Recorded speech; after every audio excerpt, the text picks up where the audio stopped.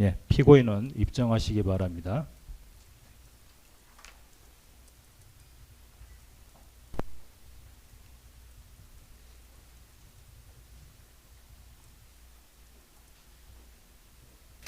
네, 피고인 앉으세요. 예, 먼저 출석 확인해 보겠습니다. 특검 측은 누가 나오셨죠? 네, 윤기선, 김현지 검사 출석했습니다. 예. 변호인 누가 나오셨죠? 네, 법무부 해광의 임성근, 정연택, 고배민 변호사 세 사람 출석했습니다. 예. 예, 3월 5일 공판 준비 기일에서는 특검과 변호인만 출석하고 피고인이 출석하지 않은 상태에서 증거 체부와 공판 기일 지정 등에 관한 논의 및 결정이 된 바 있습니다. 화면에서 보시는 것처럼 변호인과 특검 측이 공판 기일 지정과 증거 체부에 대한 의견을 피력하셨고, 이에 따라서 재판부가 증거 체부를 한 바가 있습니다. 이와 같은 공판 준비 기일에서의 진행 상황 내지 공판 준비 기일 조서 등에 대해서 뭐 특별히 변경할 점이나 이해할 점은 없으시죠? 특검 측 어떠신가요? 네, 없습니다. 네, 없습니다. 예. 예, 그럼 피고인에게 진술 거부권을 고지하겠습니다. 피고인 잠시만 일어서 주시기 바랍니다. 피고인은 진술을 하지 아니하거나 각계의 물음에 대하여 진술을 거부할 수 있고 이익되는 사실을 진술할 수 있습니다. 이해하셨죠? 네. 예, 인정신문 진행하겠습니다. 피고인 성명이 어떻게 되시나요? 한덕수입니다. 예, 주민등록번호 말씀해 보세요.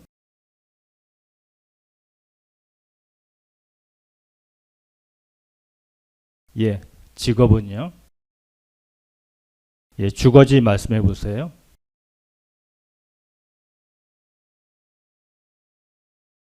예, 등록 기준지 말씀해 보실까요?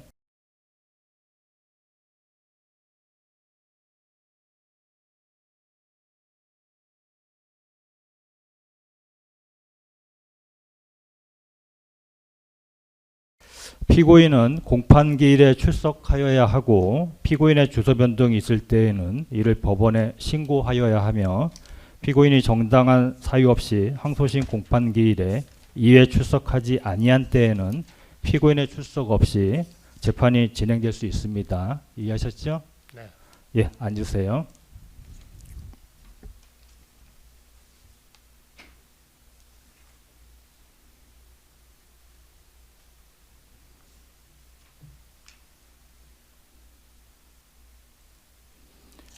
예, 잠시만 기다려 주시기 바랍니다.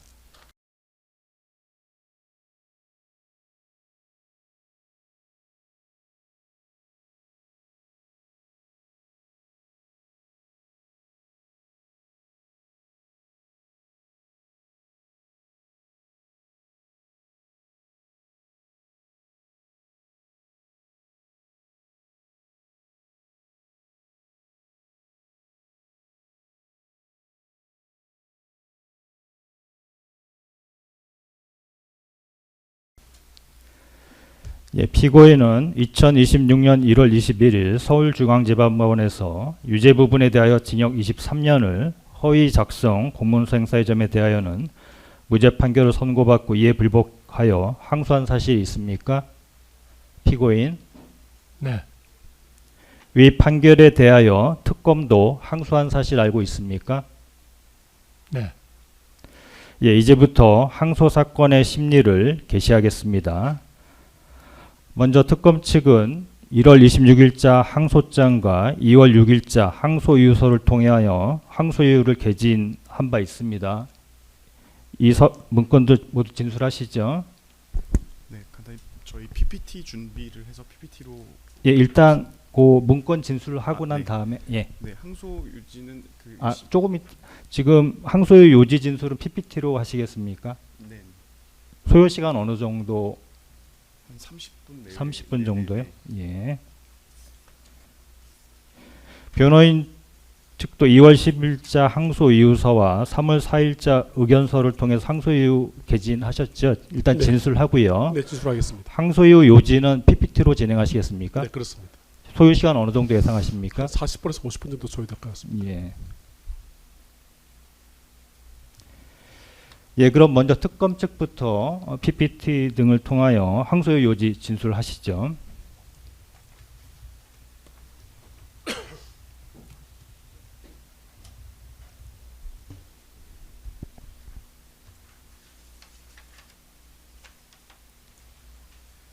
네, 특검 측 항소 요지 및 이유 말씀드리겠습니다. 네, 다음.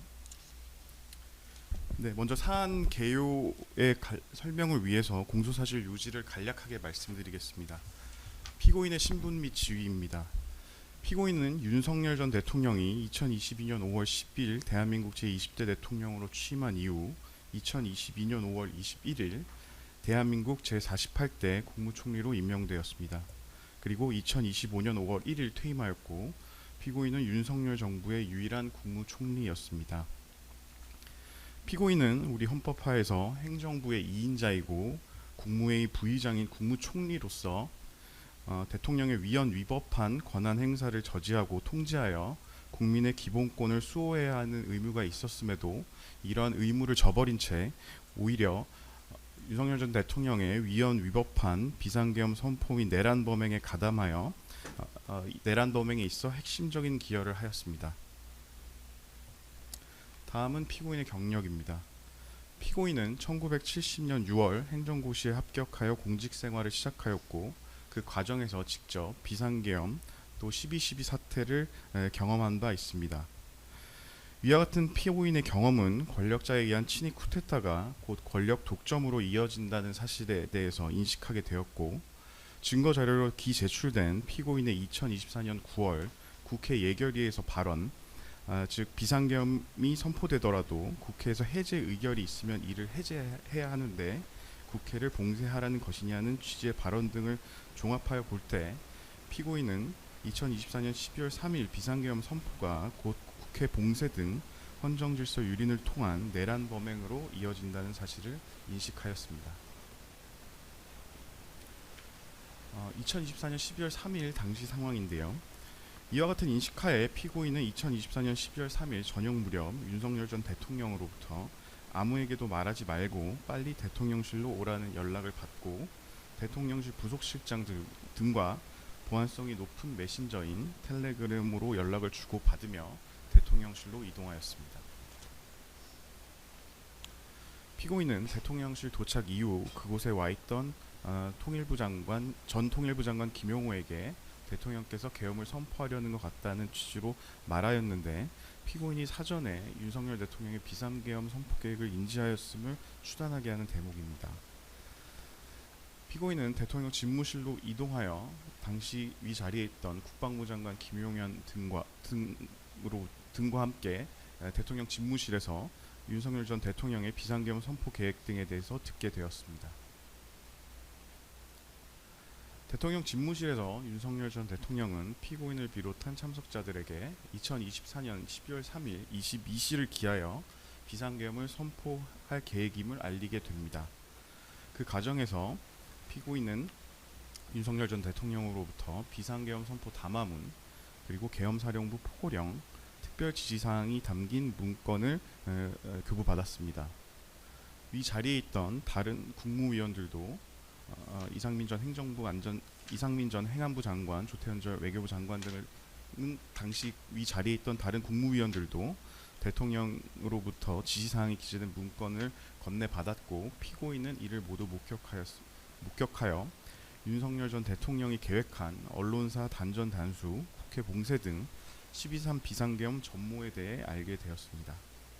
나아가 윤석열 전 대통령은 국무회의 심의도 생략한 채 비상계엄을 선포할 예정이라는 사실 또한 알게 되었습니다. 친위 쿠데타는 성공하여 권력 독점으로 이어진다는 사실을 알고 있는 피고인은 국무총리로서 대통령의 위헌적이고 위법한 권한 행사를 견제하기는커녕 오히려 이에 가담하기로 마음먹었습니다. 이에 따라 비상계엄 선포 전에는 피고인은 12.3 비상계엄의 절차적 요건을 갖추기 위해 국무회의 심의를 거칠 생각이 없었던 윤 전 대통령에게 국무위원들을 추가로 불러 의사 정족수만을 채워서라도 국무회의 외관을 갖출 것을 건의하였고, 이를 위해 직접 당시 국무위원인 홍미령 농림부 장관에게 전화하여 출석을 독촉하였으며 계엄을 선포하려는 윤석열 전 대통령에게 동조의 의사를 표시하였습니다.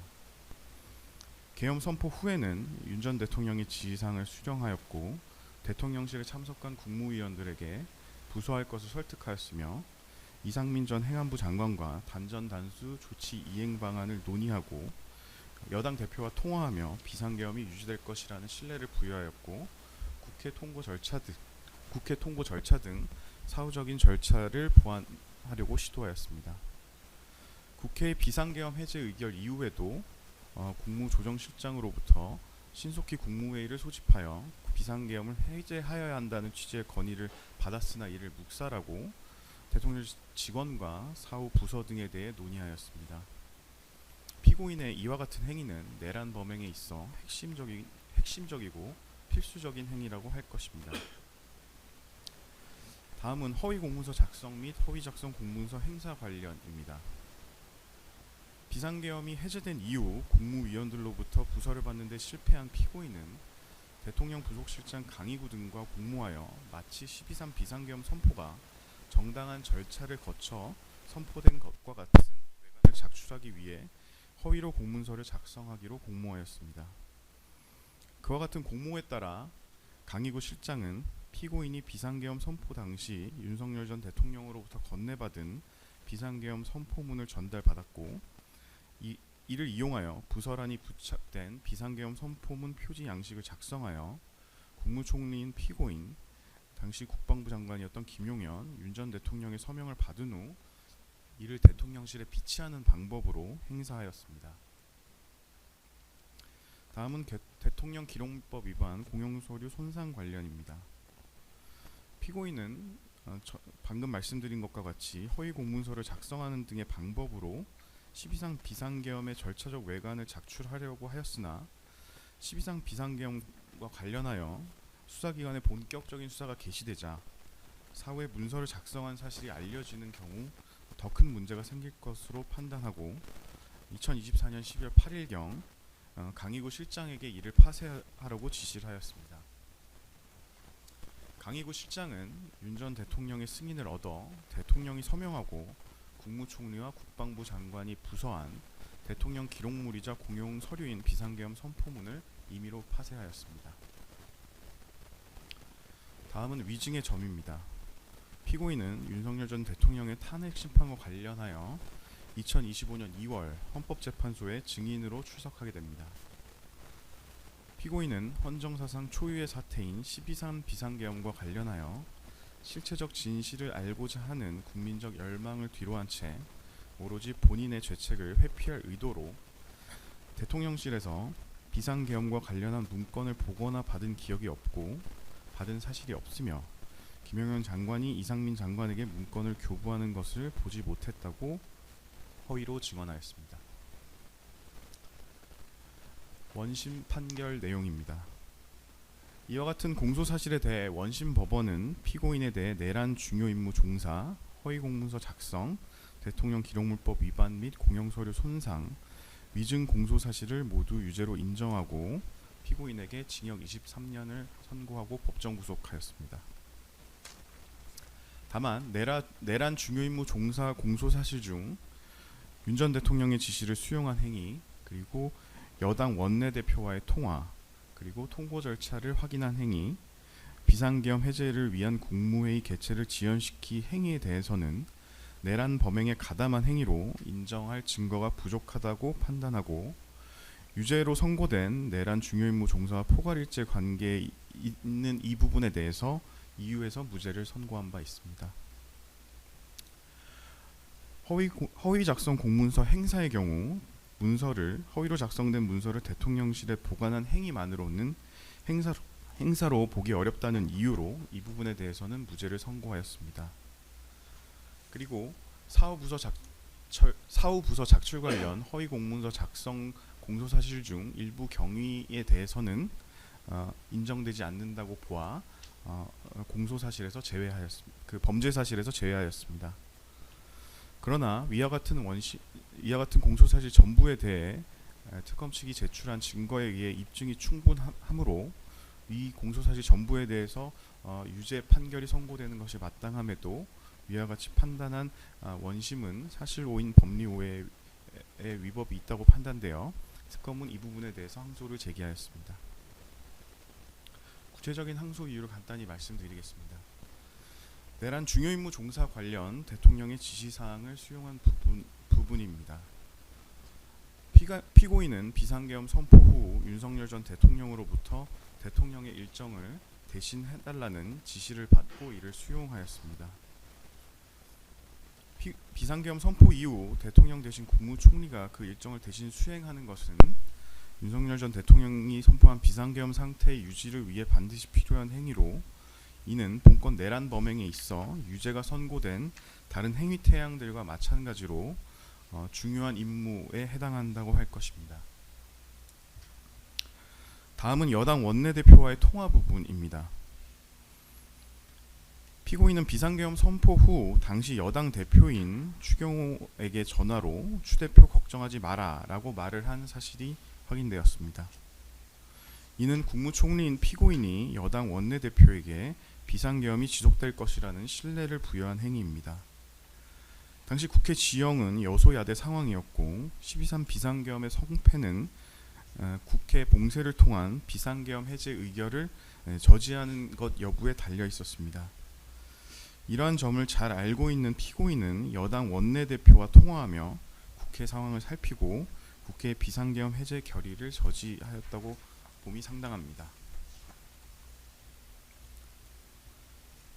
다음으로 국무조정실장 등을 통해 비상계엄 선포가 국회에 통고되었는지 사후의 절차 요건을 보완하려고 시도한 부분입니다.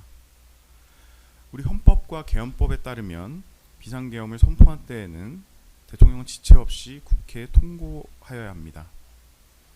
절차 미순주 시 절차상 하자 문제로 비상계엄 유지가 어려울 뿐만 아니라 실제로 윤 전 대통령의 탄핵 소추 사유에도 이러한 통고 절차 미준수 등 절차적 하자 부분이 포함되어 있음을 알 수 있습니다. 결국 피고인이 위와 같이 사후 절차를 계속하여 보완하려고 한 것도 12.3 비상계엄의 유지를 위한 것이었고 이는 다른 행위 태양들과 마찬가지로 중요한 임무에 해당한다고 할 것입니다. 다음으로 비상계엄 해제를 위한 국무회의 개최를 지연시킨 행위와 관련된 부분입니다. 특검의 수사 결과 피고인은 국회의 비상계엄 해제 요구가 있었음에도 국무총리로서 아무런 조치를 취하지 아니하였을 뿐만 아니라 국무조정실장으로부터 국무회의를 개최해야 한다는 건의를 묵살한 사실, 그리고 비상계엄 해제를 위한 국무회의는 대통령 비서실장 정진석의 건의로 개최된 사실이 확인되었습니다. 우리 헌법과 계엄법에 의하면 국회의 계엄 해제 요구 시에는 국무회의를 거쳐 지체 없이 계엄을 해제해야 합니다. 그럼에도 국무회의 부의장이자 국무회의를 담당하는 국무조정실을 관장하는 피고인은 국무조정실장의 국무회의 개최 건의를 묵살하였고 그 사이 국회 봉쇄 등 헌정질서 파괴 상태가 지속되었습니다. 결국 이와 같은 행위도 비상계엄을 유지하는 내란 범행에 있어서 중요한 행위에 해당한다고 할 것입니다. 이와 같이 원심에서 무죄로 판단한 피고인의 행위들은 국헌문란의 목적과 내란 범행 가담이라는 고의하에 내란 범행 지속에 있어 핵심적인 행위에 해당합니다. 따라서 이 부분에 대해서도 다른 행위 태양들과 마찬가지로 중요한 임무에 종사하는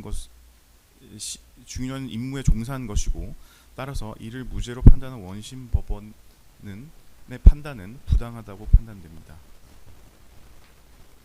따라서 항소심에서는 원심에서 무죄로 판단한 행위 등을 포함하여 내란과 관련된 공소사실 전부에 대해서 유죄 판결을 선고해 주시기 바랍니다.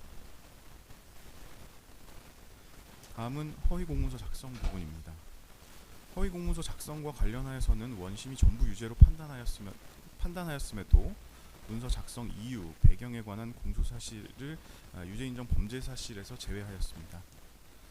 피고인 그리고 강희군 전 실장 등 관련자들의 진술을 종합할 때 이 사건 문서는 헌법과 개헌법을 준수하여 국방부 장관이 국무총리를 거쳐 대통령에게 비상계엄 선포를 건의하여 비상계엄이 선포된 것처럼 외관을 작출하기 위해 생성된 문건입니다.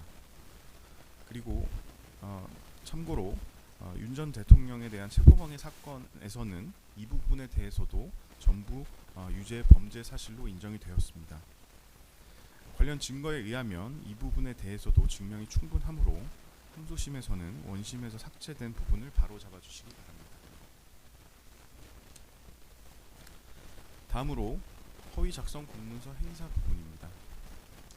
우리 대법원 판례는 허위 작성 공문서 행사에 있어 행사는 문서의 신용을 침해할 위험성만 있으면 인정이 되고 실제로 신용을 해하는 결과 발생을 요구하지 않습니다.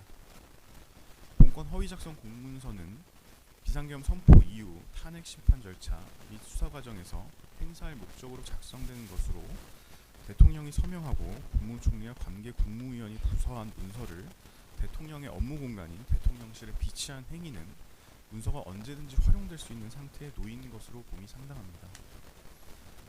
따라서 위 부분은 행사에 해당한다고 봄이 상당하므로 항소심에서는 이 부분에 대해서도 유죄를 선고하여 주시기 바랍니다. 자세한 이유는 항소 이유서를 참조해 주시고 항소 요지는 발표를 마치겠습니다. 예. 변호인 측 항소 이유 요지 진술하실까요?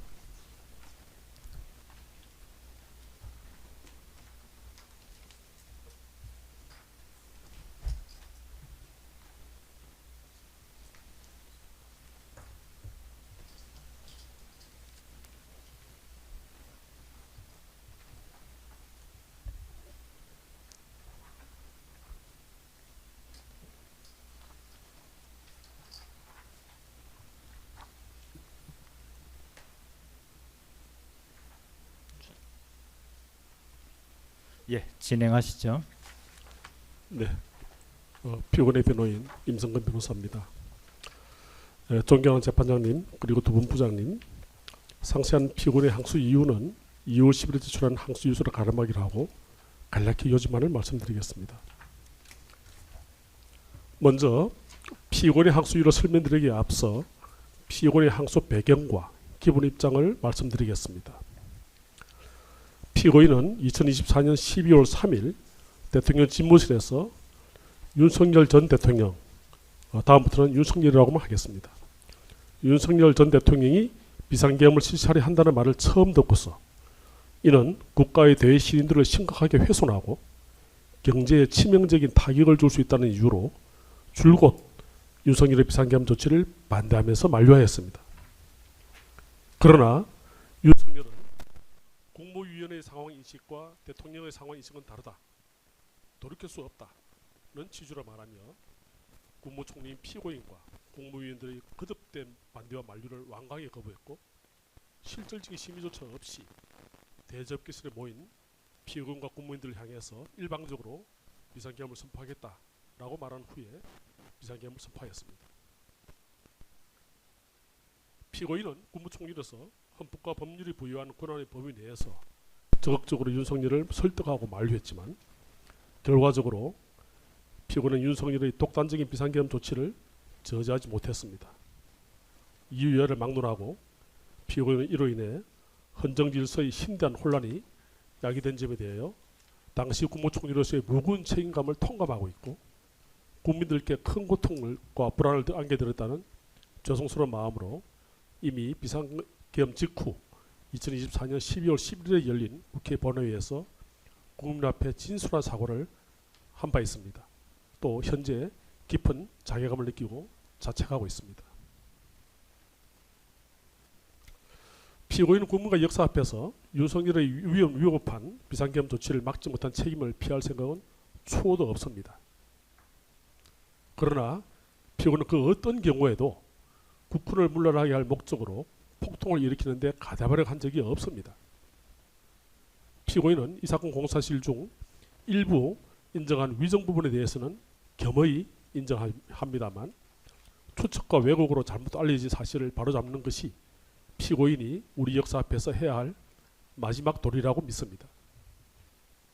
이 사건에 대해서는 역사적, 정치적으로 다양한 판단이 내려지겠지만 무엇보다 사법적으로 실체적 진실을 밝히고 그에 대한 정의로운 법적 판단이 내려져서 대한민국 헌정사에 교훈으로 길이 남겨지기를 간절히 바라는 마음으로 항소를 제기하였습니다. 특히 피고인은 헌법재판소가 윤석열에 대한 탄핵소추 사건인 결정에서 윤석열 이 사건 계엄 선포가 헌법이 정한 실체적 요건과 절차적 요건을 위반하였다라고 한 판시한 점을 잘 알고 있고 이를 겸허하게 수용하고 있습니다.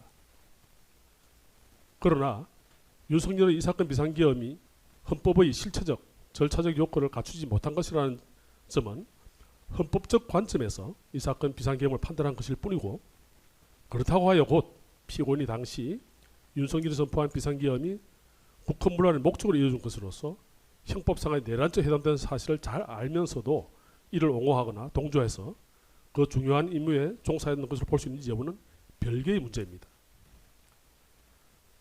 주장하시는 것처럼 내란죄에 있어서 국토 참전이나 국헌문란의 목적은 모든 공범에게 존재해야 하고 적어도 자기의 행위가 내란죄와 관련되어 있음을 인식하여 성립하는 것입니다. 이러한 목적 없이 폭동에 참가한 자는 소유죄로 처벌하거나 또는 개개에 해당하는 범죄로 처벌받을 뿐 내란죄로 처벌받을 수 없음은 법리상 너무도 당연합니다.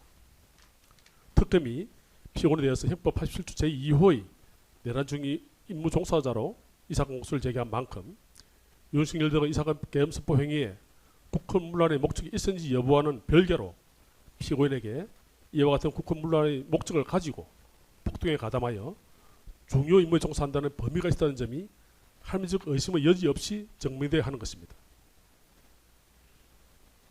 특검의 이 사건 공소사실과 원심 판결 2에서 3면에 기재된 윤석열의 비상계엄 선포 사전 모의 및 준비에 관한 판시 사실을 보면 윤석열과 김용현 전 국방부 장관이 비상계엄을 사전 모의하고 준비한 사실만 기재하고 있을 뿐 그 어디에도 피고인이 이에 관여하거나 사전에 이를 알았다는 증거가 없고 특검이나 원심도 이를 인정하고 있는 것으로 보입니다.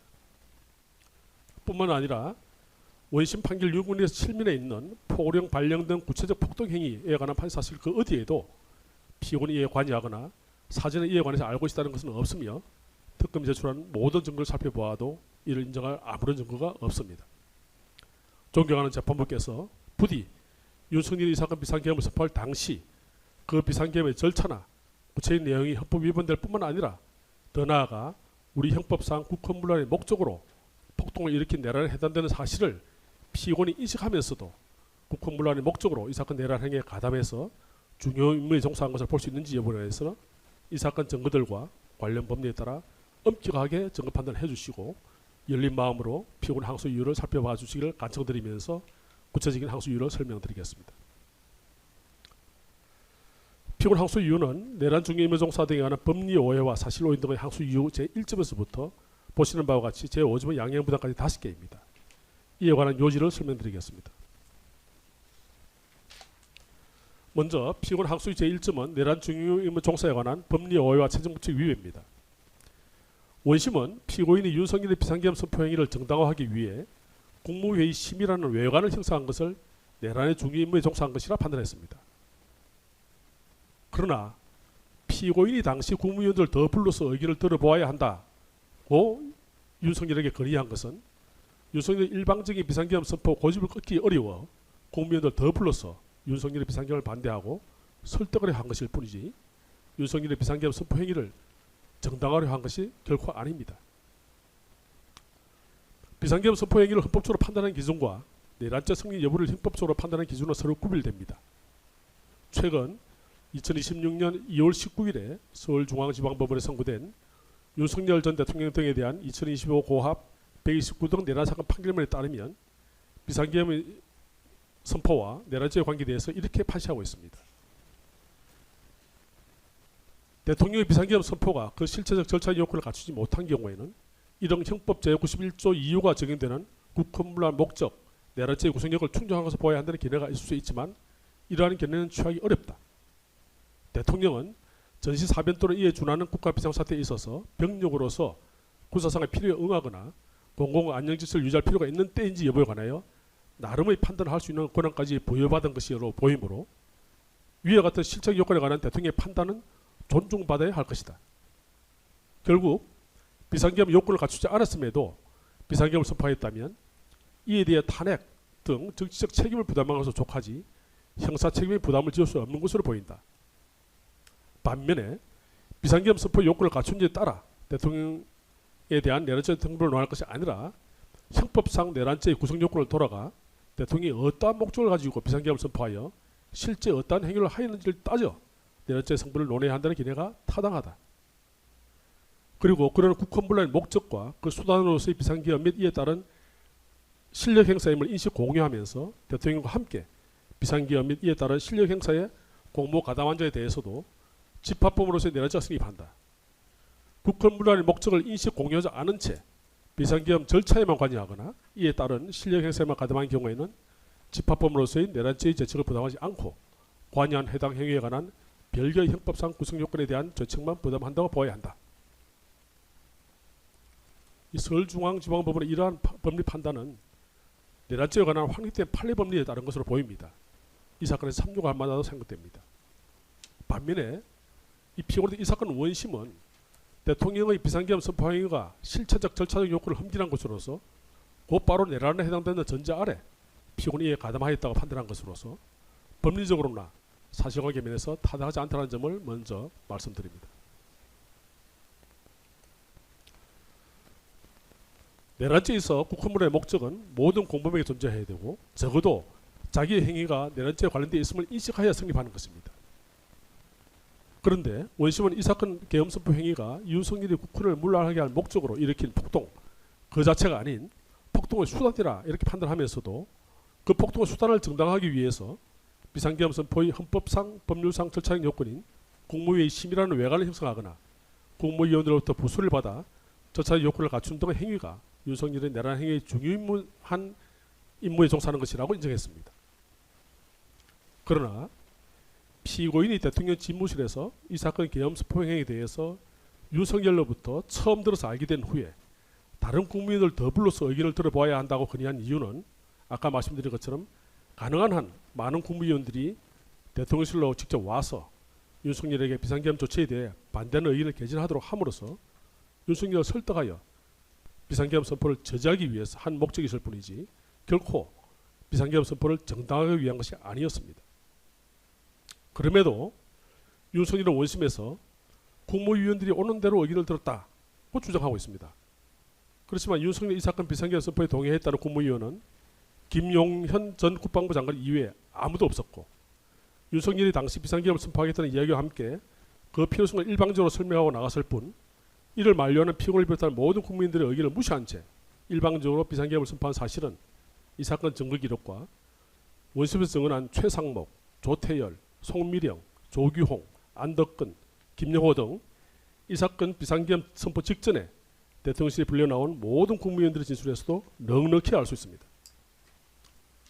심지어 특검 이상 공사실과 이를 그대로 인용한 원심 판결 6면에 보게 되면 이렇게 판시하고 있습니다. 실질적인 심의 없이 일방적으로 비상계엄을 선포하겠다고 통보한 후 같은 날 22시 23분경에 대통령실 1층 브리핑룸으로 가 대국민 담화를 발표하고 22시 27분경 비상계엄을 선포하였다. 이렇게 판시하고 있습니다. 이러한 여러 사정을 종합해보면 피고인이 윤석열의 비상계엄 선포 행위를 정당화시켜주기 위해 국무회의 심의라는 외관을 형성시켜 주었다는 원심 판단은 최정법을 위배하여 사실을 명백히 오인한 위법을 저질렀다 할 것입니다. 피고인이 대통령 집무실에 입수하기 전에 윤석열의 비상계엄 선포를 예방하는 발언을 했다는 김영호의 진술은 스스로 법정에서 번복한 진술입니다. 또 대통령실 CCTV 내용 등 객관 사실과 배치돼서 도저히 믿을 수 없음에도 원심은 사실을 오인했습니다. 더구나 김영호가 대적변실에서 피고인으로부터 포고령을 받아 읽어보았다는 진술의 신빙성을 인정한 원심 판결에는 명백히 최정부칙을 위반하여 사실을 오인한 위법이었습니다. 김영호 이외에 그 자리에 참석한 모든 국무위원들은 일치하여 윤석열이 피고인에게 특별한 지시사항이 적힌 문건을 준 것을 본 적이 없고 이 사건 비상계엄 선포 전에 대통령 집무실과 대적견실에서 포고령이 배포되거나 포고령과 관련된 논의가 이루어진 사실이 없다고 진술했습니다. 더욱이 특검이 제출한 증거기록 그 어디에도 당시 피고인이나 국무위원들이 포고령에 대해서 논의한 적이 없으면 물론이고 이에 대해 언급했던 내용조차 일절 존재하지 않습니다. 김영호의 진술은 일관되지도 않고 다른 국무위원들 진술 또 객관적 사정과도 명백히 배치되기 때문에 신빙성이 없다는 점은 뒤에 다시 상세하게 설명드리겠습니다. 피고인은 2025년 8월 19일 특검 제2회자 피의자 신문과 8월 22일 제3회 피의자 신문 당시 윤석열로부터 집무실에서 폭언을 받았을 것 같다라는 진술을 하게 된 경위는 뒤에서 다시 상세히 설명드리겠습니다. 아울러 당시 피의자 신문 참여했던 변호인 설재선, 박연종 변호사에 대한 오늘 오후의 정의심을 통해서 당시 상황과 그 당시 변호인이 피고인에게 어떤 조언을 했는지 등 이 사건의 실체적 진실이 발견되기를 간곡히 바랍니다. 김영호의 번복된 진술이 신빙성이 없다는 점은 항소 이유서 37에서 41명과 3월 4일자 변호인의 의견에서 16명 이에 상세히 설명드렸습니다만은 여기서 간략히 요지만을 말씀드리겠습니다. 첫째, 김영호 진술 이외에 계엄 포고를 보았다는 사람이 단 한 명도 없습니다. 둘째, 심지어 김영호의 수사기관 진술을 살펴보아도 이 사건 비상계엄 선포 전에 포고를 받아본 사실이 없다고 진술하는 등 피고인이 처음 대통령 집무실에 들어가서 받은 문건 중 포고령이 있었는지 여부에 대해서 전혀 일관성이 없습니다. 그럼에도 원심은 김영호의 이 부분 진술이 일관성이 있다 이렇게 판시를 했습니다만은 이는 김영호의 수사기관 일부 진술만을 자의적으로 선택해서 신빙성 인정한 것으로서 이는 체정법에 위반한 것이라고 봐야 될 것입니다.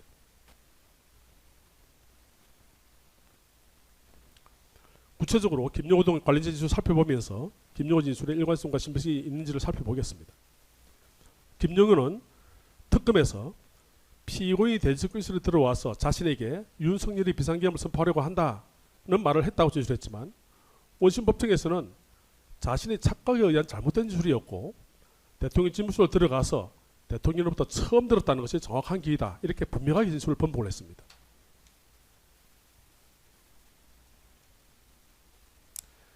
윤석열도 2025년 11월 19일 원심 법정에서 이 사건 비상계엄 선포는 극도의 보안을 유지했기 때문에 김용현을 제외하고 그 누구한테도 얘기를 하지 않았기 때문에 그날 소집된 국무위원들은 이 사건 비상계엄 선포에 대해서 알지 못했다라고 분명하게 진술했습니다. 물론 피고인도 당일 대통령 집무실에 들어갔어야 비로소 윤석열이 비상계엄을 선포한다는 사실을 처음 알게 되었습니다. 그럼에도 원심 판결 7면에서 피고인이 대책교실에 먼저 와있던 김영호에게 윤석열이 계엄을 선포하려는 것 같다라는 취지로 말했다고 사실 인정을 했고 아까 검사님이 항소 이유 요지에서도 그와 같은 주장을 했습니다. 그러나 이는 이미 김영호가 원심법정에서 특검에서 잘못된 진술을 바로잡았고 이러한 진술 번복은 윤석열의 진술 등에 의해 충분히 입증돼서 불구하고 원심은 명백히 사실을 오인했습니다. 화면에서 보시는 것은 김영호의 특검에서의 진술이 얼마나 사실과 다른 진술을 한 것인지 보여주는 단적인 예입니다. 김영호는 2024년 12월 24일 수사기관에 진술할 당시에 대통령 집무실에 들어가기 전에 대적견실에서 피고인과 조태열 외교부 장관과 함께 있었고 집무실에 들어가니 조태영 전 국정보원장이 있었다 이런 진술을 했습니다.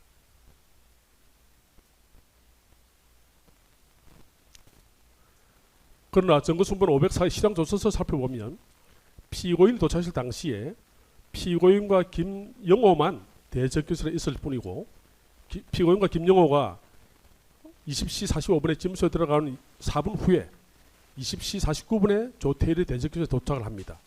또 그 후인 20시 55분에 조태영이 대적교실에 도착한 사실을 알 수 있습니다.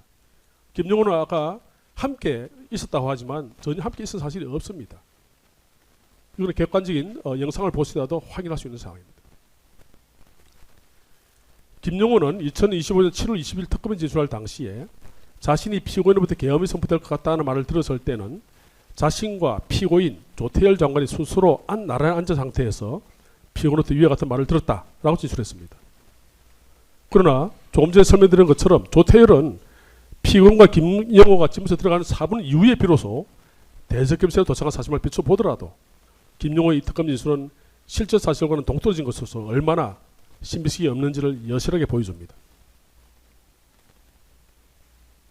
특히 김영호는 2024년 12월 14일 검찰에서 참고인으로 1회, 또 12월 21일 경찰서 1회 피의자 신문, 또 2025년 4월 7일 경찰서 1회 참고인 조사, 또 2025년 5월 30일 경찰서 제1회 피의자 신문을 받는 등 특검 조사 이전에 4회에 걸쳐 조사를 받았는데 당시까지만 해도 자신은 폭언을 본 기억이 없다 이렇게 분명히 진술했습니다.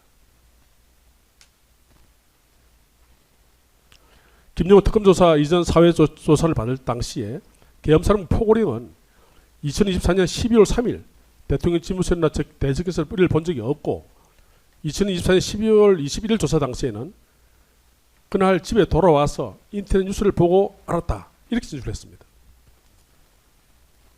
특히 2020년 5월 30일 특검 이전의 제2회 경찰 피의심 당시에는 한덕수 피고인이 가지고 나온 문건을 집무실 또는 대책에서 연락 사실이 정말로 없습니다 라고 진술하게 됐습니다.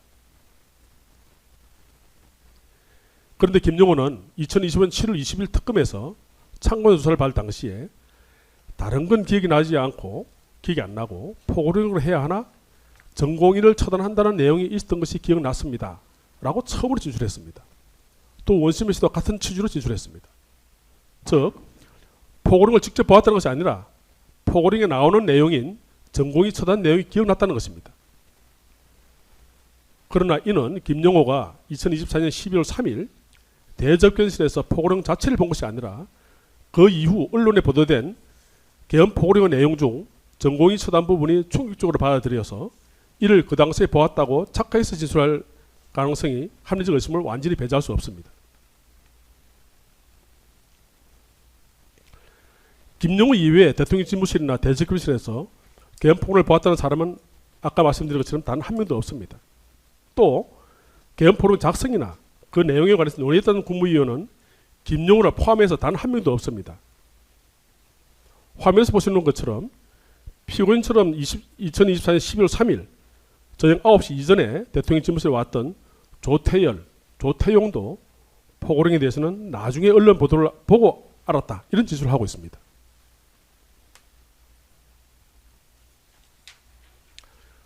윤석열의 원심법정 진술을 살펴봐도 계엄 선포문을 국무회의 자료로 준 것 같은데 포고령을 나눠주는지 기억이 없고 그것이 국무회의 심의 상황인지 잘 모르겠다 이렇게 진술하고 있습니다. 이 포고령에 대해서는 나누는지 기억이 없다는 겁니다.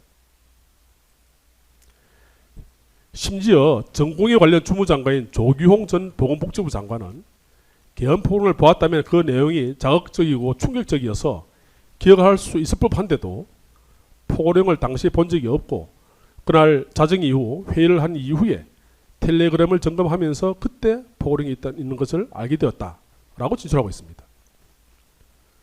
최상목 전 경제부총리도 대접교실에서는 계엄 포고령을 본 기억이 없다 이렇게 진술하고 있습니다. 피고인은 2025년 8월 19일 제2회 특검 피의자 신문 당시에 김용호가 전공의를 처단한다는 내용의 문건을 피고인이 가지고 있던 문건에서 본 것 같다 하는 취지 진술을 제시를 받고 당시 김용호가 피고인이 대통령 집무실에 들어가서 대접교실 없을 당시 피고인의 문건을 가지다 보는 영상을 확인했습니다. 그래서 제가 CCTV 영상을 확인하고 기록을 떠올려 보니 집무실에서 포고령을 받을 것 같습니다 라고 진술했습니다. 그런데 사흘 후인 8월 22일 제3회 피의자 신문 당시에는 다시 이를 부인하고 그러다가 변호인 면담 이후에 이를 번복해서 포고령을 받았다고 진술했습니다. 그 번복 경위에 관해서는 항소 요서 52에서 53면 3월 4일자 변호의에서 10일 13면을 참조해 주시기 바라며 증거능력이 없는 피고인에 대한 피의자 신문 조서의 내용을 피고인이 법정시효를 탄핵하는 것은 법리상 신중을 기해야 한다는 점도 3월 4일자 변호의견서를 참조해 주시기 바랍니다.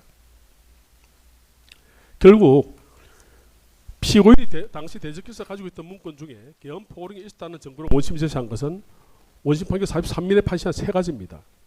첫째, 김용호의 특검 당시 진술과 원심 법정의 진술. 둘째, 김용호가 위정죄로 처벌받을 부담을 안고 피고인에게 불리하게 허위로 진술할 동기나 유인을 찾을 수 없다는 점.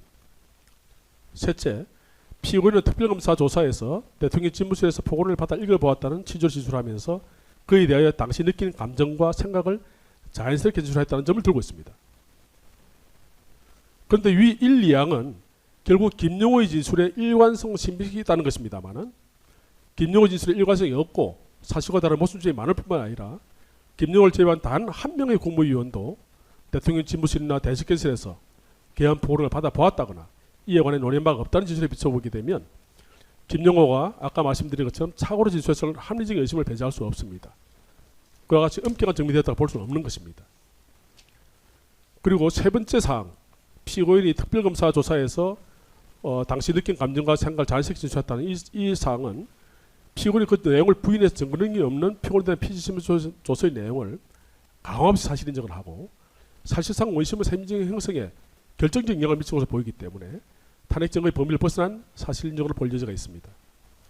비록 당심에서 김용호에 대한 정의신문이 채택되지 않았지만 결국 대통령 집무실이나 대적교실에서 개헌 포럼을 보았다는 유일한 증거인 김용호의 진술에다 증거 능력이 없는 피고인에 대한 제2회 제3회 피의자신문조사라는 탄핵 증거를 통해 이 사실 인정을 한 것입니다. 이와 달리 진술하고 있는 윤석열, 조태열, 최상목 등 수많은 증거들을 믿지 아니한 채 이와 같은 사실 인정한 것이 타당한지 그리고 탄핵 증거의 범위와 함께 범위와 한계 등에 관해 존경하는 재판부에서 합리적인 사실 인정과 증거 판단을 해주시기를 간곡히 바랍니다.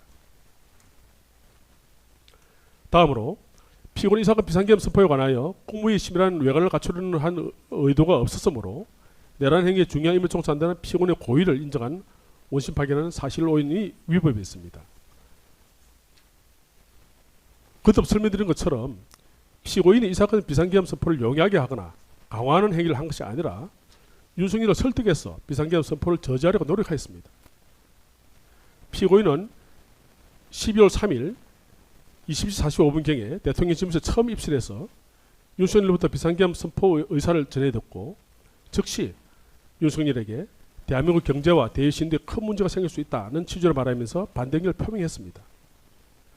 윤석열 또한 원심법정에서 피고인이 대통령 집무실에서 계속해서 자신에게 비상계엄을 반대한다는 의견을 개진하였고 자신이 이를 수용하지 않으려고 하자 다른 국무위원들의 의견을 반드시 들어봐야 한다고 지속적으로 설득하였다. 이렇게 분명하게 지술하고 있습니다. 이와 같이 윤석열뿐만 아니라 이 사건 비상계엄 선포 당시 함께 있었던 모든 국무위원들은 한결같이 피고인이 윤석열의 비상계엄 선포를 반대했고 나중에 도착한 국무위원들에게도 대통령을 설득하고 만료해보라고 하였다는 등 피고인의 진술을 뒤집어하는 증거들은 차고 넘칩니다. 이러한 피고인이 비상계엄 정당을 위해 국무위 외관을 갖추고 국무위원 부서 외관 형성을 하는 등 윤석열의 내란 행위에 중요임무를 하였다는 이 사건 공사실은 합리적 의심의 여지 없이 증명됐다고 보기 어려움에도 불구하고 막연한 추측만으로 이를 인정한 원심 판결은 자유심증주의 한계를 벗어났고 최종적으로 위반해서 사실을 오인한 위법이 있습니다. 거듭 말씀드립니다마는 피고인으로서는 2024년 12월 3일 밤에 대통령 호출을 받고 대통령실에 도착했어야 비로소 윤석열이 비상계엄을 선포할 계획을 알게 되어서 이를 극구 만리했으나 윤석열의 고집을 끊기 어렵게 되자 국무위원들 더 불러서라도 윤석열을 만류하려 했지만 윤석열은 대통령 상황인식과 국무위원들의 상황인식은 다르다. 돌릴 수 없다는 일방적인 발언만 한 채 비상계엄을 선포함으로써 결과적으로 윤석열의 비상계엄 선포 행위를 막지 못한 것이 이 사건의 실체적, 역사적 진실입니다. 또한 피고인은 국무위원들에게 국무회의 회의록에 서명하라고 지시한 사실도 없고 국무위원들의 부서 외관을 형성해서 이 사건 비상계엄을 정당화하는 의도도 없었습니다. 비록 피고인이 윤석열에게 제거해달라고 요청할 때 실질적으로 반대하는 의사를 분명하게 표명한 이상 결과적으로 피고인이 윤석열의 비상계엄 선포와 내란 행위를 저지하는 데 실패했다 하더라도 그러한 사정만으로 피고인이 정치적, 역사적, 도의적으로 책임을 지는 것을 넘어서 이 사건 비상계엄 선포 행위와 내란 행위에 동조하거나 이에 적극적으로 가담했다고 볼 수도 없는 것입니다.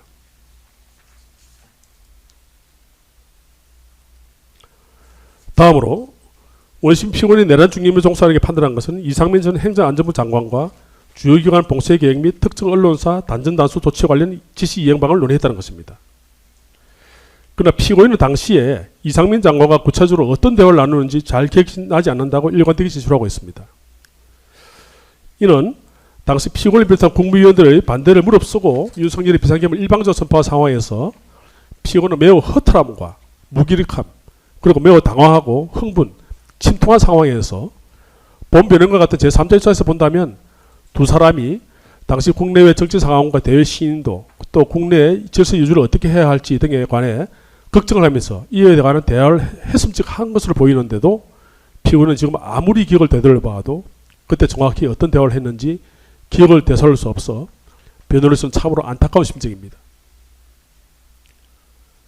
백보를 양보하더라도 피고인으로서는 당시 윤석열의 계엄 선포 행위가 국헌문란의 목적으로 행해진 내란 행위에 해당한다는 사실을 전혀 알지 못했고 알 수도 없는 상황이기 때문에 설령 피고인이 이상민 장관과 국내의 상황과 질서 유지 등에 관해 함께 걱정을 하면서 이에 관한 의견을 교환했다 하더라도 이를 내란의 중의무 종사에 해당한다고 보기는 어렵다고 봐야 할 것입니다. 원심은 헌법상 국무총리의 권한은 대통령의 권한보다 우수하지 않는다는 점, 특히 비상경과 관련한 권한은 대통령에게 정권이 부여했다는 점을 강구하고 국무총리인 피고인에게 윤석열의 권한행사에 반하여 국무위원회 이상민을 지휘 감독해야 한다는 자기 의무를 인정했습니다마는 원심은 이러한 사실 인정과 판단은 헌법과 법률에 반하는 법리 오해 위반에서 타당하지 않습니다. 또한 원심은 피고인 이상민에 대한 자기 의무 관련해서 이상민이 대직교실에서 피고인과 대화를 나눌 때 소지하고 있던 문건이 대통령 집무실에서 윤석열로부터 받은 단존단수 조치 지시사항 문건이라고 보았지만 CCTV 내용만으로 이상민이 대직교실에서 소지한 문건이 바로 그 단전단수 조치상 지시 문건이라는 점이 엄격한 정면에서 입증됐다 보기는 어렵습니다. 피고인과 이상민이 대직교실에서 단전단수 조치상 문건의 내용을 두고 논의했다는 점 또한 대통령실 CCTV 내용을 통해 추측한 내용에 불과할 뿐이지 피고인과 이상민이 대직교실에서 어떤 말을 했는지 합리적 의심 여지 없이 증명되었다고 보기 어렵습니다. 원심은 이 사실 인정이 타당하기 위해서는 이상민의 안주물서 꺼낸 문건이 특정 언론사 단전단수 조치 지시 문건이라는 점, 또 피고인과 이상민이 대적교실에서 이에 관련해서 협의했다는 점이 모두 합리적 의심의 여지가 없이 엄격한 증거에 따라 증명되어야 합니다. 피고인과 이상민이 대적교실에서 총 11분 나눈 대화의 내용이 무엇이고 당시 본 문건들이 무엇인지 알 수 있는 명확한 증거는 없습니다. 그리고 이 문건의 내용이 무엇인지와 별개로 대통령 CCTV 내용에는 음성이 담겨있지 않기 때문에 대통령 CCTV 내용으로 확인할 수 있는 대적교실에서의 피고인과 이상민의 모습만으로는 피고인과 이상민이 어떤 대화를 나누는지 추측하고 의심할 수는 있지만 그것만으로 피고인과 이상민이 언론사 단전단수에 관해서 구체적으로 논했다는 거 보기는 어렵다고 봐야 될 것입니다. 실제 문건 내용이 확인되지 않음에도 의혹만으로 사실 인정을 할 수는 없습니다. 이상민은 수사기관에서 자신이 피고인과 어떤 대화를 했는지 기억하지 못하였고 심지어 당시 남아서 다른 사람과 대화했다고 기억했습니다. 피고인과 대화했다는 사실조차도 기억하지 못한다 이렇게 진술하기도 했습니다.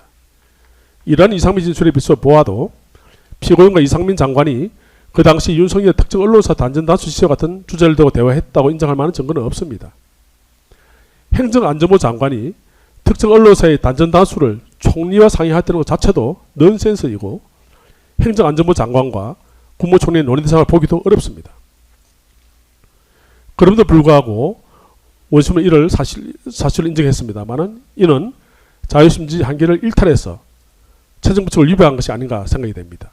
이에 관해서는 의심스러운 때는 피고인의 이익으로라는 법리에 따라 엄격하게 판단해 주시기를 간곡히 바랍니다.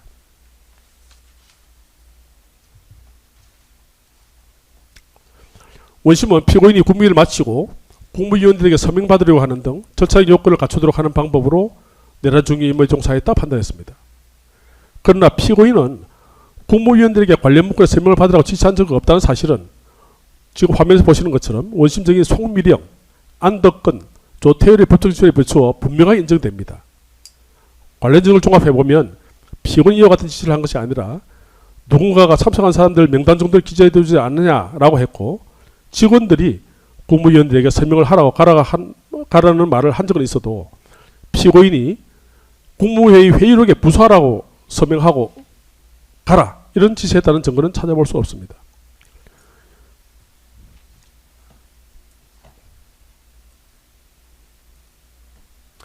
다음으로 항소의 제2점의 요지를 말씀드리겠습니다. 비상계엄 선포문 표지와 내용과 그 표지 작성 당시의 강의의 인식을 고려하면 피고인에게는 이 표지에 서명할 당시 허위 공문서에 서명한다는 인식이 전혀 없었습니다.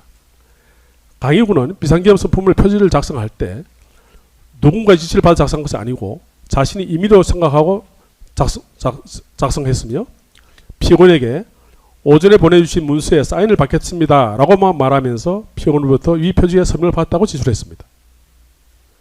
그리고 피고인이 비상계엄 선포문 표지에 서명할 때 이 표지에 다른 사람이 먼저 서명한 적이 없고 피고인은 강의로부터 이 표지에 다른 사람도 서명할 것이라는 말도 들은 사실이 없습니다. 또 나아가서 피고인과 김용년, 윤석열 사이에 비상계엄 선포문 표지와 관련하여 의사연락이 이루어졌다는 증거도 전혀 없습니다. 비록 강의구가 2024년 12월 6일에 비상계엄 선포문 표지를 만들었다 하더라도 비상계엄 선포문 표지 내용은 12월 3일 2020으로 이 사건 비상계엄을 선포한다는 내용 자체는 사실에 부합하기 때문에 그 표지가 허위여서 허위 고문 작성죄에 해당된다고 인정한 원심 판결에는 법리를 오해하고 천정부처를 위배해서 사실을 오해한 위법이 있습니다.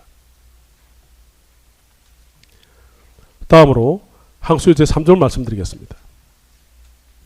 피고인은 비상계엄 선포문 표지가 김영현, 윤석열이 서명한 공용 서류 또는 대통령 기록물이라는 인식이 전혀 없었던 상태에서 강의구에게 비상계엄 선포문 표지를 폐기해달라라고 요청한 것입니다. 그래서 대통령 기록물 관리법 위반이라든지 공익서류 손상죄에서 고의가 전혀 없었다고 말씀드립니다. 더구나 국방부 장관이 작성한 계엄 선포문은 대통령 기록물이라고 보기 어렵고 그 선포문은 한쪽 끝에 장관, 총리, 대통령 서명을 받았다고 기록물을 볼 수 없다 하는 윤석열 진술에 비춰보게 되면 당시에 심지어 윤석열조차도 대통령 기록물에 해당할지도 모른다는 인식조차도 없었던 것이 분명히 알 수 있습니다. 강의구도 원심법정에서 자신이 임의로 만든 비상계엄 선포문 표지가 대통령 기록물에 해당한다고 생각하지는 않았다 이렇게 진술했습니다. 이러한 피고인의 고의를 입증할 증거가 없음에도 불구하고 원심이 이를 유죄로 인정한 것은 법리를 오해했거나 최정부처를 위반해서 사실을 오인한 위법이 있습니다.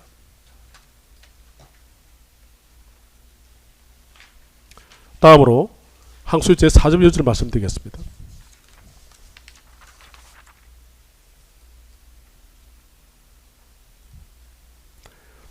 원심은 피고인이 2024년 12월 4일 대통령 집무실에서 윤석열 또는 김용현으로부터 대검문 담화문, 포고령과 비상계엄 관련 지시사항 문구를 교부받았고 그중 비상계엄 관련 지시사항 문구는 상위 안주문의에 나머지 문구는 하위 안주문의에 교부받은 사실을 인정했습니다. 그렇지만 피고인은 계엄 선포 당일 대통령실에서 계엄과 관련 문구를 보거나 받은 기억이 없다라고 전언한 것은 기획에 반하는 진술이라는 점을 겸허하게 인정하였고 이를 반성하고 있습니다. 그러나 계엄 포고령과 관련해서 앞서 상세하게 설명드렸습니다만은 이 문건 중에 포고령이 있다는 진술한 것은 김용호가 유일한데 김용호의 진술을 믿을 수 없는 것입니다. 포고령은 김용인이 일방적으로 박안수에게 지시해서 발령한 문건입니다. 대책에서는 전혀 배포되지 않는 문건입니다. 김용호를 제외한 그 어느 국무위원도 계엄 포고를 받거나 논의했던 사람은 단 한 명도 없습니다. 마지막으로 비상계엄 관련 지시사항 문건은 대통령 집무실에서 윤석열이 조태력에 건넨 재외공간 관련 문건, 이상민이 대통령 집무실에서 보았다 진술한 단전단속 관련 문건, 이 사건 비상계엄 선포 후에 윤석열이 최상목에 건넨 예비비 관련 문건, 이렇게 세 가지로 확인될 뿐입니다. 피고인은 윤석열로부터 국무총리에 해야 할 지시 문건 자체는 받은 사실이 없습니다. 피고인이 특별한 문건을 받은 사실이 없다라고 증언한 것은 조태열 최상무 장관처럼 각 부처가 해야 할 지시 문구를 받은 사실이 없다고 정한 것이기 때문에 이를 기획에 반하는 위정이라고 볼 수 없습니다. 김용현은 국무총리 피고인에게도 지시사항 문구를 건네지도 진술했지만 이 사건 비상계엄을 정당하기 위해서 많은 거짓말들을 하고 있는 김용현의 진술은 전반적으로 믿기 어렵습니다.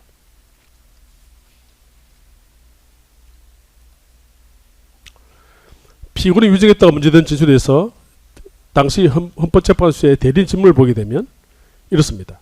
최상목 부총리나 조태열 외교부 장관은 피청문 측으로부터 A4 문구를 받았다고 하였고 김용인 장관은 이 재판정에서 증언을 하면서 이상문 행안부 장관, 국정원장, 정인에게도 문구를 줬다고 하는데 정인은 그 당시 특별한 문구를 받은 사실이 없습니까? 라고 질문했습니다.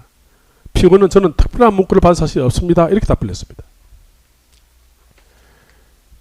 탄핵심판청문 대리인이 윤석열 특별지시사항 문구를 건네받아도 인정한 최상목, 조태율의 경우를 들면서 피고인에 질문했기 때문에 청구인 대리인이 피고인에게 받은 사실이 있냐고 물어본 것은 특별한 문구는 원심이 이 부분 위정무에서 판단하면서 전제한 대고문 담화문이나 포령, 비상계엄 관련 지시사항 문건, 비상계엄 포고를 모두 의미하는 것이 아니라 최상목, 조태일의 경우와 같이 피고인에 대해서 총리인 피고인에 대해서 특별한 지시사항 문건, 이것을 의미하는 것입니다.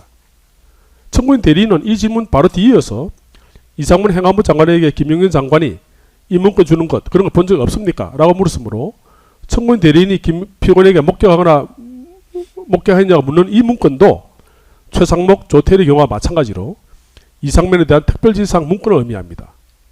이처럼 원심은 청구인 대리인의 질문의 의미를 제대로 파악하지 않은 채 대통령실 CCTV 내용상으로 피고인이 대집기실에서 어떤 문건을 소지하거나 전달받은 장면이 보여지는 점을 근거로 피고인 유죄하였다고 인정한 것은 최정부처 위반에는 사실 오인이 위법했습니다. 마지막으로 양형부당에 관한 항소 이유 5점을 말씀드리겠습니다. 피고인은 만 76세의 고령입니다. 또 피고인의 배우자는 그동안 매우 어려운 상태입니다. 원심이 정한 형은 여러 양형에 비춰볼 때 너무나 과중합니다. 피고인은 약 50년간의 공직생활을 통해서 국가와 사회의 경제 발전에 크게 헌신해 왔고 그 공로를 인정받아서 역대 대통령과 대법원장으로부터 다수의 훈장과 포장을 수여받았습니다. 게다가 앞서 설명드린 것처럼 피고인은 계엄에 계속 줄곧 반대했을 뿐만 아니라 내란 행위에 가담하지도 않았고 결과적으로 윤석열의 이 사건 비상계엄 선포 행위를 막는 데 실패했다 하더라도 이를 양형의 불리한 사유로 삼을 수는 없다고 할 것입니다.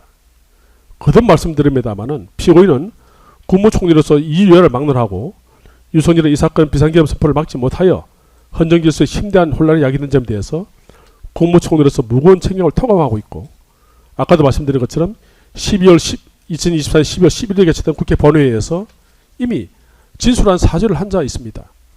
또 매일매일 깊은 자경과 죄책감을 느끼면서 자책한 나날을 보내고 있습니다. 그래도 원심은 이러한 피고인의 진술을 전혀 도외시한 채 마치 피고인이 이 사건을 진정으로 봐서하지 않는다 하는 취지로 불리한 양형 요소로 판단한 위법했습니다.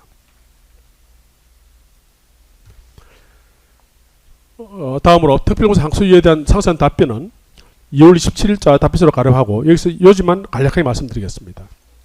피고인 윤석열로부터 행사에 대신 참석하라 하는 지시를 받았다는 부분은 윤석열의 내란 행위에 있어 중요한 인물 종사였다 평가할 수 없습니다. 이 행사가 어떤 행사냐면 당시 무역협회에 주최하는 무역을 할 행사에 대통령이 참석을 되어 있었는데 그것을 대신 참석을 한 것이 무슨 내란 중요인물 종사가 되는지 저는 도저히 납득하기 어렵습니다. 그리고 피고인이 당시 국민의힘 원내대표 추경호와 통화한 것은 국회의 비상계엄 해제 요구 결의안 표결과는 아무런 관련이 없습니다. 또 피고인은 비상계엄 해제 국무회의를 준비하기 위해서 관련 규정과 국회에 대한 통보 여부를 확인했을 뿐 비상계엄을 유죄로 한 적이 전혀 없습니다. 피고인은 국회의장이 비상계엄 해제 요구 통지를 대통령실과 국방부에 정식으로 송부한 이후로 적법한 절차에 따라 신속하게 비상계엄 해제 국무회의를 주재했습니다. 원심에서 무죄를 선고한 허위공무사 행사죄에 대해서 특검이 항소를 했습니다마는 허위공무사 행사죄의 행사란 허위의 공무서 등을 그 내용이 진실한 것처럼 그 문서의 효용 방법에 따라 이를 사용하는 것을 말한다는 것이 확립된 대부분 판례입니다.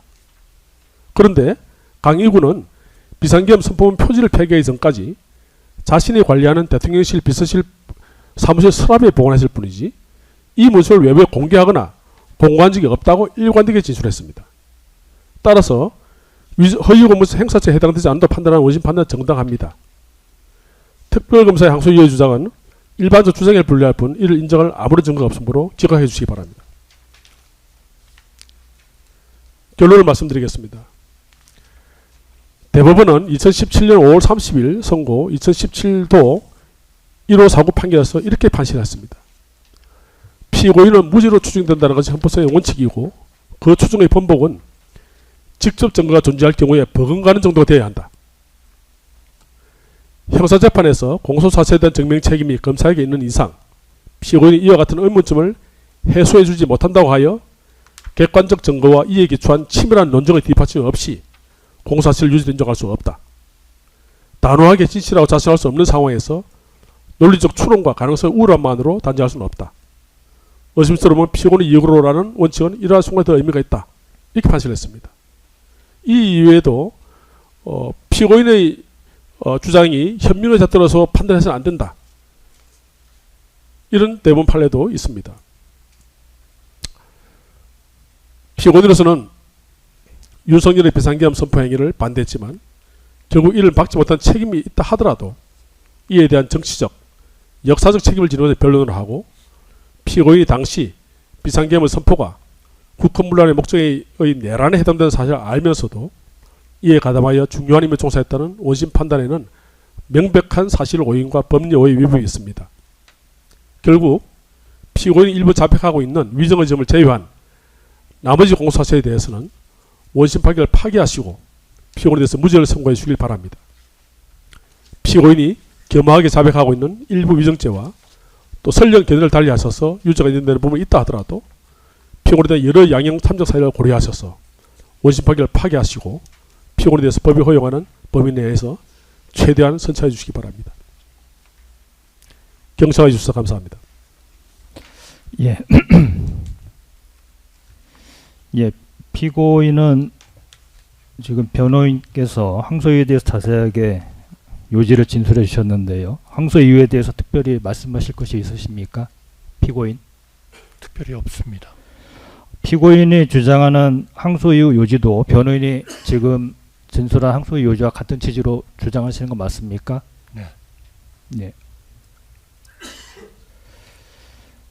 예, 특검 측은 피고인의 항소에 대해서는 항소 기각을 구하시는 입장이시죠?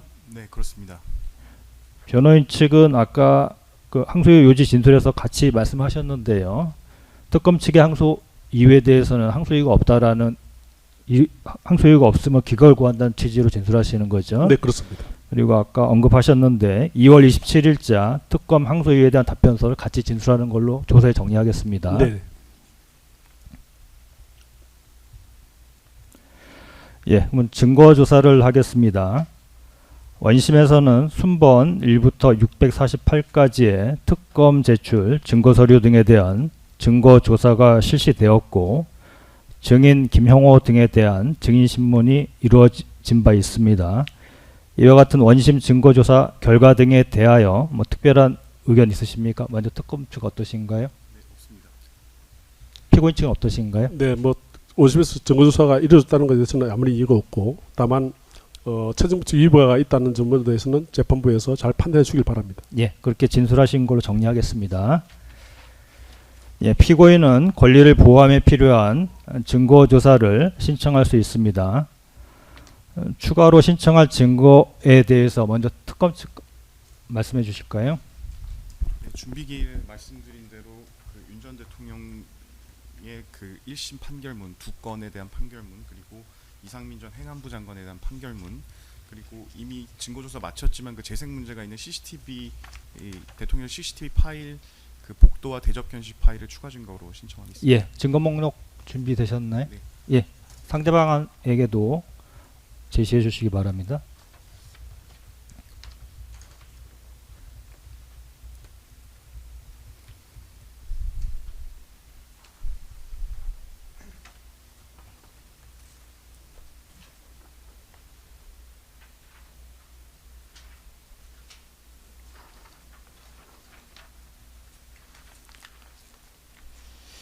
예.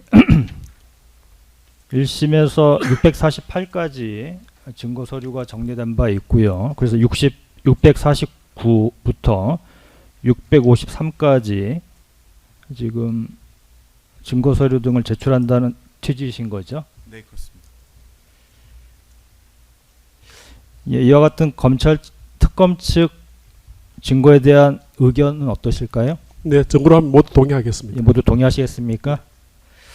예, 그러면 특검이 제출한 순번 649부터 653까지의 증거는 모두 채택을 하도록 하겠습니다. 먼저 특검이 제출한 CCTV 영상을 제외한 나머지 문건 등은 내용 고지를 하는 방법으로 증거조사를 실시하고요.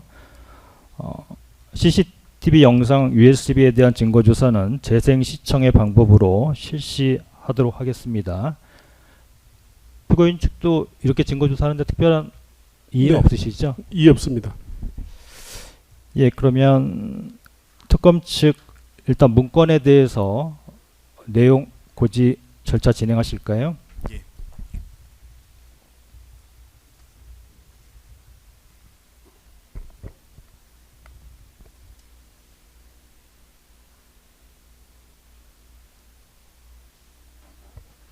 예, 순번 649번은 추가 증거 첨부한다는 내용의 수사 보고서입니다.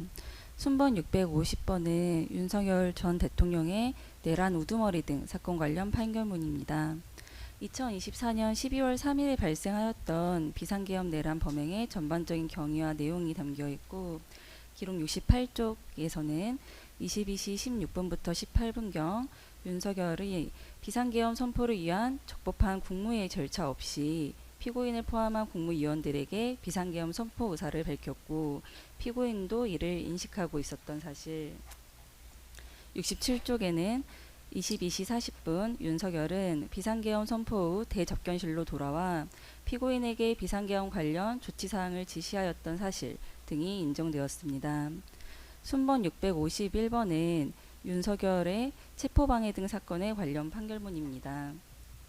기록 1271쪽에서 1273쪽을 보면 계엄 해제 후 강희구는 2024년 12월 6일경 2024년 12월 3일 2020으로 비상계엄을 선포한다는 내용과 대통령, 국무총리, 국방부 장관의 서명란이 기재된 이 사건 문서를 작성하였고, 피고인은 2024년 12월 6일경 이 사건 문서에 서명을 하고, 이후 국방부 장관 김용현과 대통령 윤석열도 차례로 서명을 하였던 사실, 그리고 1274쪽에 피고인은 2024년 12월 8일 강희구에게 이 사건 문서 폐기를 요청하고, 강희구는 윤석열의 승인을 받아 이 사건 문서를 3단계 더 파쇄한 사실이 인정되었습니다. 그리고 원심은 이 사건 문서가 국방부 장관이 국무총리를 거쳐 대통령에게 비상계엄 선포를 건의하였다. 그리고 비상계엄 선포 전에 정상적인 국무회의 심의를 거쳤다. 이런 사실을 증명하는 문서가 아니라며 이에 대한 관련 범죄 사실을 모두 삭제하였는데, 이 순번 651번 판결문에서는 이러한 문서 작성 경위 사실에 대해서도 모두 인정이 되었습니다. 그리고 1328쪽입니다. 그리고 피고인은 이 사건 문서가 허위의 공문서가 아니다라고 주장을 하였는데, 이 사건 문서는 계엄 선포 전 부서가 이루어진 것처럼 허위로 작성되었다는 허위 공문서 판단에 대한 법리 내용 등이 기재되어 있습니다. 순번 652번은 이상민의 내란 중요 임무 종사 등 관련 판결문입니다. 1490쪽부터 1494쪽 관련 내용입니다. 전 행정안전부 장관 이상민은 20시 36분 대통령실에 도착하여 윤석열로부터 언론사 등 주요 기관을 봉쇄 및 단전 단수 조치 지시 문건을 건네받은 사실, 그리고 22시 54분에서 23시 05분경 이상민과 피고인이 대접견실에 단둘이 남게 되자, 이상민은 위 주요 기관 봉쇄 계획 및 단전 단수 조치 지시 문건을 포함한 여러 문건들, 비상계엄 관련한 문건들을 피고인에게 건네주었고, 피고인과 그 문건을 보며 내용에 대해 서로 의논, 협의하였다는 사실 등이 인정된 판결문입니다. 652번까지의 서증에 대해서는 이와 같이 설명하도록 하겠습니다. 예, 순번 653에 대한 CCTV 동영상 재생 시청 방법으로 증거 조사를 진행하겠습니다.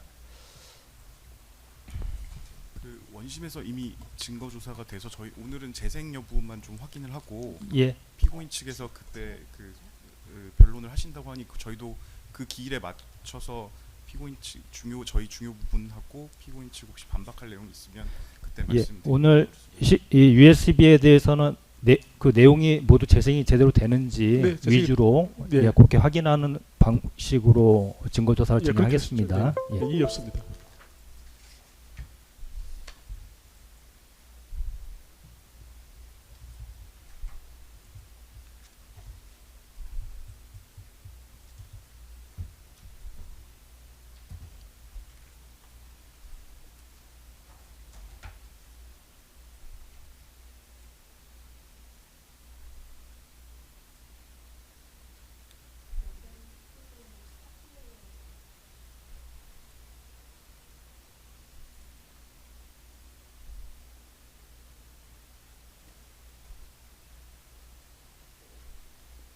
그 스크롤바를 좀 앞으로 당겨 보시면 한 3분의 1 지점을 한번 당겨 보시죠. 조금 더 더 앞으로. 앞으로 네. 네. 그보다 조금 더 앞으로 당기시면 이거는 네네. 선포 직후 상황입니다. 네네. 저희도 이 CCTV 영상을 확인했기 때문에 뭐 나중에 23일에 저희가 구체적으로 설명을 드리도록 하겠습니다. 그러면 이의 없습니다. 맨 처음 부분하고요. 맨 끝 부분 한번 네, 하고 중간쯤 한번 클릭해 보시고 예. 네, 더 뒤. 예, 맨 끝에 부분. 예, 이렇게 영상 있는 거는 다 확인하였습니다. 네네. 예. 복도도 하나 더 있는데 그거 예. 파일이 2개입니다. 네.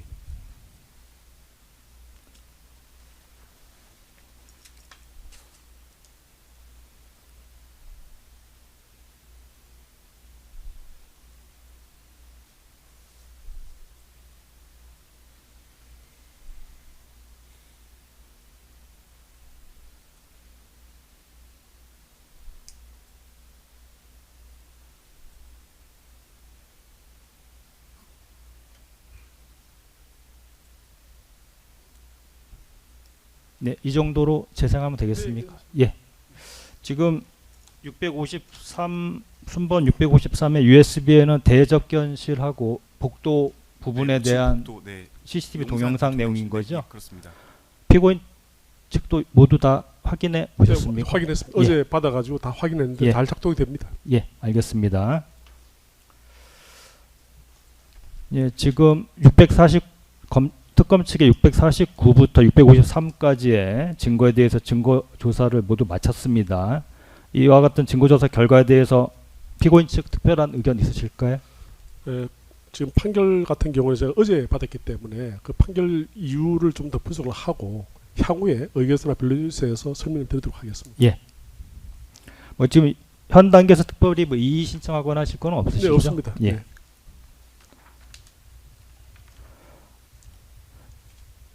그러면 그 지금 예정이 3회 공판기일 정도의 그 CCTV 동영상을 통한 변론을 예정하고 있는데 네. 그때 진행하는 데 특별한 문제는 없을까요? 저희가 상당히 준비하는데 좀 시간이 걸려가지고 좀 힘이 들긴 한데요. 최대한 맞추겠습니다. 예. 그리고 특검 측은 그 피고 측이 그 CCTV 동영상을 통한 변론 절차를 진행할 때 예. 특검 측도 뭐 준비하고 있는 게 있으신 건가요? 아닙니다. 그 피고인 측 주장에 대한 뭐 간단한 반박 반박하고 정도? 중요 부분 정도 뭐 간략하게 재생하는 정도로 저희는 예. 하고 있습니다. 혹시 그러면 소요 시간이 그렇게 길지는 않을 것 같은데요. 30분을 넘지는 네, 그렇습니다. 예, 알겠습니다.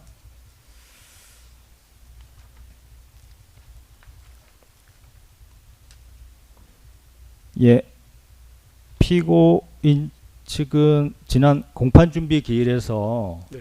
지금 증인 신청을 해서 일부 채택이 되고 불채택이 된 바 있습니다. 그 외에 추가로 증거를 신청할 부분이 있으실까요? 네, 없습니다. 지금 현 단계에서 네, 없으십니까? 현단계에서 없습니다. 예. 그 저희가 신원식 증인 같은 경우는 주소를 직접 확인할 수가 없어서 법원에 저희가 문의했더니 그 일단 주소 확인을 위한 그 조서를 그 열람 등록 예, 어제 절차를 밟으신 것 같습니다. 네, 그래서 좀 빨리 해주시면 저희도 빨리 준비하겠습니다. 예, 네. 알겠습니다. 그리고